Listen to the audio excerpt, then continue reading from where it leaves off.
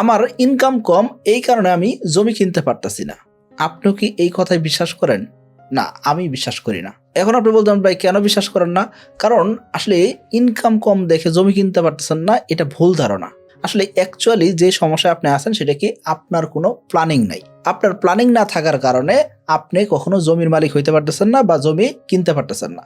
জমি কিনা বলতে আমরা কৃষি জমি বুঝতে পারি, আবার আমরা থাকার জন্য কোনো একটা জেলা শহরে, কোনো একটা উপজেলা শহরে, অথবা আমরা বিভাগীয় শহরে, অর্থাৎ ঢাকা শহর হইতে পারে বা রাজশাহী হইতে পারে, চট্টগ্রাম হইতে পারে, যে কোনো একটা এলাকায় আমরা কি করব, জমি কিনে নিজেদের ফ্ল্যাট বা বাড়ি করব।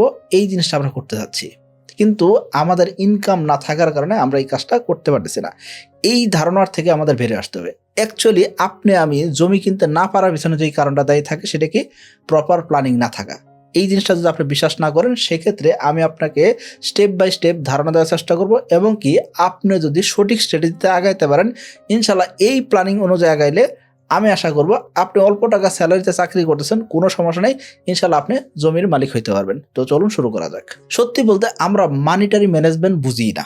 আমরা সচরাচর ইনকাম করতেছি, ব্যয় করতেছি, আমাদের জীবনযাপন এভাবে চলতেছে, কিন্তু আমরা কখনোই ইনকাম করার পরে আমরা সর্বপ্রথম যে কাজটা করা উচিত সেই কাজটা আমরা করিনি। কোন জিনিসটা? সেটা কি সঞ্চয় করা। আপনি যখন ইনকাম করতেছেন, আপনি ধরুন একদম অল্প টাকা বেতনে চাকরিতে ঢুকছেন, এজ এ ফ্রেশার হিসেবে বাংলাদেশের মার্কেটে চাকরিতে ঢুকলে সচরাচর 20,000-25,000 টাকার আশেপাশে বেতনে আপনি চাকরিতে জয়েন করতে পারেন। এখন 20,000-25,000 টাকা বেতনে যখন আপনি চাকরিতে জয়েন করলেন, এই সময়ে যদি আপনি মানিটারি ম্যানেজমেন্ট না বুঝেন, সেক্ষেত্রে আপনার বেতন 80,000, 1 লাখ, 2 লাখ টাকা হলেও আপনি মানিটারি ম্যানেজমেন্ট বুঝবেন না, এবং কি ওই সময় আপনি ফাইন্যান্সিয়াল ফ্রিডম পাবেন না। কারণ কি তখন আপনার নানাবিধ সমস্যা তৈরি হবে, নানাবিধ খরচ বেড়ে যাবে, এবং কি ক্রেডিট কার্ড থেকে শুরু করে নানাবিধ লোন আপনার নিতে হবে, এবং কি মাস শেষে আপনার কাছে টাকা থাকবে না। সো আমি বলবো আপনাকে, যখনই আপনি চাকরি জীবনে জয়েন করলেন, এই সময় থেকে আপনার সঠিক স্ট্র্যাটেজিতে আগানো উচিত। বেতন যাই হোক না কেন, সেই জায়গা থেকে আপনার অল্প অল্প করে সঞ্চয় করা উচিত। এখন সঞ্চয়টা আপনি কত পার্সেন্ট করবেন? আপনি ধরুন 20,000 টাকা বেতনে চাকরিতে জয়েন করছেন, এই সময় আপনি হয়তো এখনো বিবাহিত নন। তো বিবাহিত যদি না হন, সেই ক্ষেত্রে এই সময়টা আপনার সঞ্চয় করার বড় সুযোগ। এই সময় আপনি বেশি বেশি সঞ্চয় করার চেষ্টা করবেন। প্রতি মাসে কম করে হলেও 5 থেকে 10,000 টাকা সঞ্চয় করা দরকার। এখন আপনি বলতেন ভাই 20,000 টাকার ভিতরে 10,000 টাকা যদি সঞ্চয় করে ফেলি, আর 10,000 টাকা দিয়ে চলবো কেমনে? হ্যাঁ, 10,000 টাকা আপনি অনায়াসে চলতে পারবেন। যে কোনো জেলা শহর, যে কোনো বিভাগের শহরে হলেও সম্ভব। এটা বাংলাদেশের প্রেক্ষাপটে আমি বলতেছি। আমি অনেককে দেখছি যারা 20,000 টাকা বেতন পাওয়ার পরে দেখা যাচ্ছে উল্টা মাসের শেষ দিকে এসে তারা ঋণ করে চলতেছেন। আবার অনেকে আমি দেখছি যারা 15,000 টাকা বেতনে চাকরি করেও তারা মাস শেষে 5 থেকে 7,000 টাকা সঞ্চয় করতেছে। তো এই জিনিসটা কিভাবে হচ্ছে? অ্যাকচুয়ালি প্ল্যানিং এর কারণে হচ্ছে। এখন আপনি বলতেন ভাই সঞ্চয় করার কথা বললেন, তো সঞ্চয় করলে আমাদের লাভটা কি হবে? সঞ্চয় করে তো আমরা কোনো না কোনো জায়গায় তো খরচই করবো। এখন দেখুন, সঞ্চয় করলেন, সঞ্চয় করে এই টাকা আবার ফেলে রাখা যাবে না। এই টাকা আবার নির্দিষ্ট একটা জায়গায় আপনাকে ইনভেস্ট করতে হবে, তাহলেই না আপনি কি করতে পারবেন, সম্পদশালী হতে পারবেন। কিন্তু আপনি যদি টাকা সঞ্চয় করে এটা আবার কোনো কারণে সেটাকে আপনি ফেলে রাখলেন, একটা সময় এটাও খরচ হয়ে যাবে। সো খরচের খাত দিনে দিনে বাড়ে। সো আপনি যখন চাকরি জীবনে জয়েন করলেন, 20,000-25,000 টাকা বেতনে জয়েন করছেন, এই সময় সবচেয়ে বেশি আপনি সঞ্চয় করার চেষ্টা করবেন। কারণ কি আমরা জানি যে টাকা জমে ধীরে ধীরে, টাকা কিন্তু একদিনে জমানো সম্ভব হয় না। যারা আমরা অল্প টাকা বেতনে চাকরিতে জয়েন করছি বা অল্প টাকা বেতনে চাকরি করতেছি, তাদের জন্য ধীরে ধীরে টাকা জমাতে হবে।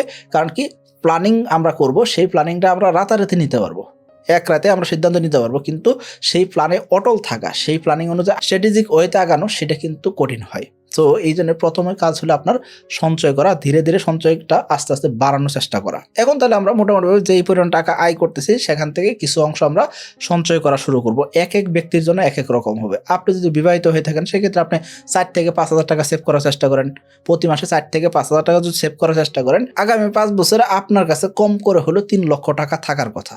এখন আপনি বলতেন ভাই আমার এই 20,000 টাকা বেতন তো আর থাকবে না, প্রতি বছর তো বেতন বাড়বে। হ্যাঁ দেখেন, প্রতি বছর বেতন বাড়লে সেই ক্ষেত্রে আপনার খরচও বাড়বে। খরচ বাড়ানোর আগে আপনাকে কি করতে হবে? সঞ্চয় করতে হবে। কারণ কি আপনার বছর শেষে একটা ইনক্রিমেন্ট পাবেন, এর পাশাপাশি প্রমোশন হবে, নানাবিধ কারণে কিন্তু আপনার বেতন বাড়বে। যখনই আপনার বেতন বাড়বে, সেই ক্ষেত্রে সঞ্চয় পরিমাণ আপনার বাড়াইতে হবে।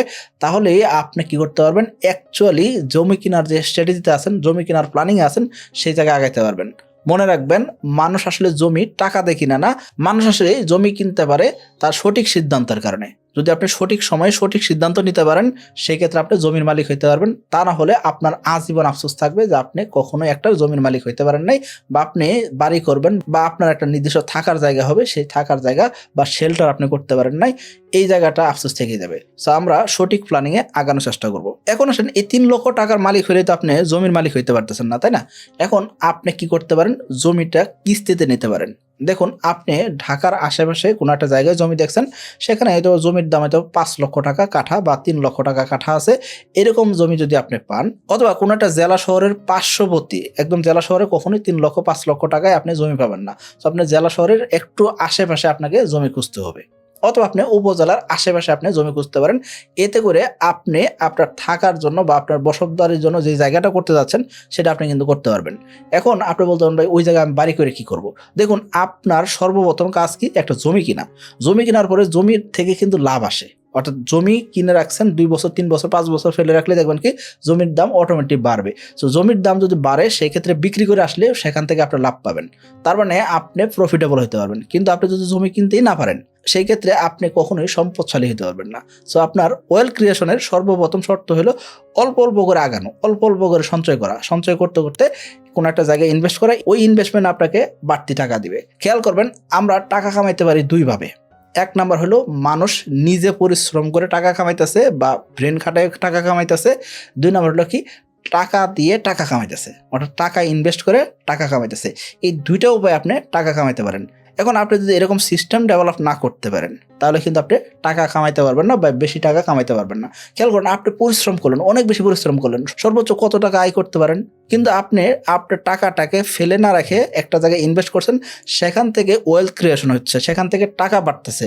সেই জিনিসটা অবশ্যই ভালো না, কারণ কি আপনি পরিশ্রম আর কত করতে পারবেন, একটা সময় গিয়ে আপনি আটকাই যাবেন, কিন্তু আপনার টাকা আপনাকে আয় করে দিতে পারবে। সো এই স্ট্র্যাটেজিগুলো আপনার জানা উচিত এবং কি এইভাবে আগানো উচিত। খেয়াল করবেন, যে ব্যক্তি 20,000 30,000 টাকা বেতনে চাকরি করে অল্প অল্প করে সঞ্চয় করতেছে সেই ব্যক্তি ভবিষ্যতে আরো বেশি সঞ্চয় করতে পারবে। কিন্তু যেই ব্যক্তি 5 লক্ষ টাকা বেতন পাইতেছেন সেই ব্যক্তি যদি সঞ্চয় না করেন সেই ক্ষেত্রে আজীবনেও তার সঞ্চয় হবে না।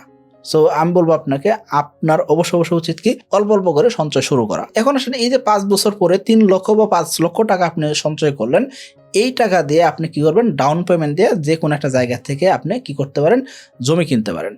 এখন এই যে বিভিন্ন জায়গা থেকে যখন জমি কিনবেন সেক্ষেত্রে অবশ্যই আপনার উচিত কি জমির কাগজপত্র দেখে নেওয়া, এবং যেই কোম্পানি থেকে আপনি জমিটা পারচেস করতে যাচ্ছেন সেই কোম্পানির আদ্যপাদ্য দেখে নিয়ে আপনার জমিটা পারচেস করা। কিন্তু আপনার যদি ওই ডাউন পেমেন্ট দেওয়ার মতন সামর্থ্য তৈরি না হয় সেক্ষেত্রে কিন্তু আপনি কখনোই সম্পদশালী হতে পারবেন না। ঢাকার আশেপাশে এরকম অনেক জায়গা আছে যেসব জায়গাতে দেখবেন কি অনায়াসে 3 লক্ষ 5 লক্ষ বা 10 লক্ষ টাকার ভিতরে প্রতি কাঠা জমি পাওয়া যেতেছে। 3 থেকে 5 লক্ষ টাকা যখন আপনি সঞ্চয় করছেন তার পরবর্তী ধাপগুলো আপনার জন্য অনেকটা সহজ হবে।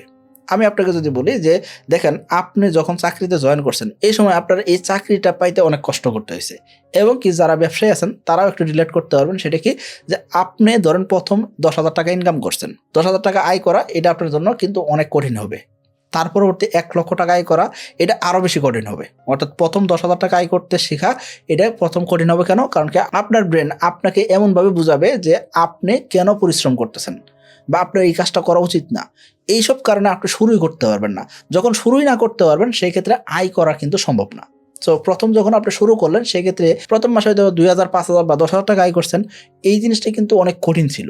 পরবর্তী 1 লক্ষ টাকা আয় করা সেটা আর একটু কঠিন হবে, কিন্তু তার পরবর্তী 5 লক্ষ বা 10 লক্ষ টাকা আয় করা সেটা কিন্তু এতটা কঠিন হবে না। এখন আপনি বলতেন ভাই কেন?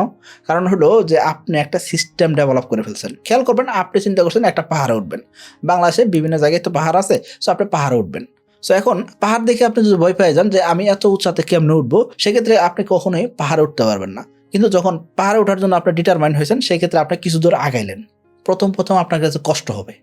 যখন আপনি মাঝপথে চলে গেছেন সেই ক্ষেত্রে আপনার কাছে মনে হবে কি নিচে না যাওয়ার চাইতে উপরে যাওয়া আমার জন্য সহজ হবে, এবং কি উপরে যাওয়াটা এটা আপনার জন্য একটা চ্যালেঞ্জ হয়ে দাঁড়াবে, এবং কি আপনি এই চ্যালেঞ্জ নিয়ে আপনি জয়ী হওয়ার চেষ্টা করবেন।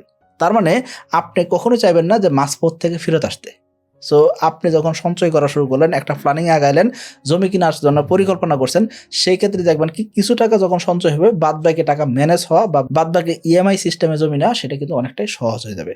আমি বলবো আপনাকে যখনই আপনি এইভাবে আগাইতে পারবেন সেই ক্ষেত্রে অনায়াসে আপনি কিন্তু সম্পত্তির মালিক হইতে পারেন। কিন্তু ঢাকা শহরে দেখবেন কি জমির দাম অনেক বেড়ে গেছে বা যেকোনো জেলা শহরে জমির দাম অনেক বেড়ে গেছে।